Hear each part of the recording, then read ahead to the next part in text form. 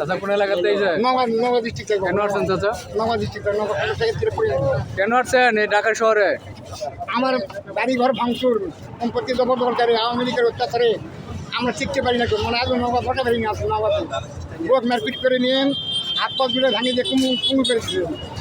অর্থাৎ মানে এখন আট ফাউন্ডেশন হাসপাতালে আছে, 14 লক্ষ টাকা খরচ, ডাস্টবিনে তো এখন সন্দেহ এই আওয়ামী লীগের অত্যাচার। এখন আমরা যেহেতু দল করি আপনাদের সামাজিক ভাইদের কাছে জানানোর জন্য, তারেক দিয়ে জানানোর জন্য, ভালোবাসার কারণে আমি যে 18 বছর পরে আসছি যে দেশে, এটা আমাদের গর্ব, এটা আমাদের আনন্দ। এই কারণেই আমরা তার জন্য জীবন প্রাণ সব দেওয়া দেখলাম, আমরা জীবন দিব রাজি, আমরা একমাত্র রাজি। তাদের জন্যই এই আপনাদের মাঝে এই সব কথাবার্তা করেনি, আপনাদের মাঝে আশা করলাম। আর তো 3 দিন বাকি আছে, কোথায় থাকবেন এই 3 দিন? এখানেই থাকবো, রোডের উপর থাকবো, আমরা রোড ছাড়া যাবো না। আমাদের খাওয়া খরচ নেই, কোনো বেটি বাড়িও নেই, কোনো আত্মীয় স্বজনও নেই। আমরা রোডের উপর থাকবো, রোডের উপর খাদ্য খাওয়া করবো, তো ভাত না করে রোডের উপরে আমরা থাকবো। কাপড় চোপড় নিয়ে আসছি, কাপড় চোপড় নিয়ে আমরা রোডের উপর থাকবো।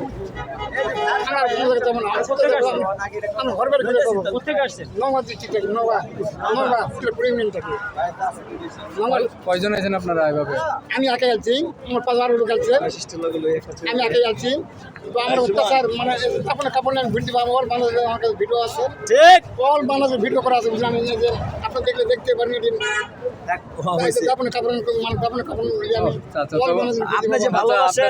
আওয়ামী লীগের সাথে যোগাযোগ রাখিতেন, মানে বিএনপির ভিতরে কিছু ছোট আছে আর কি, মানে আওয়ামী লীগের সাথে যোগাযোগ রাখেন, আমার উপরে অন্যায় অত্যাচার করতেছেন।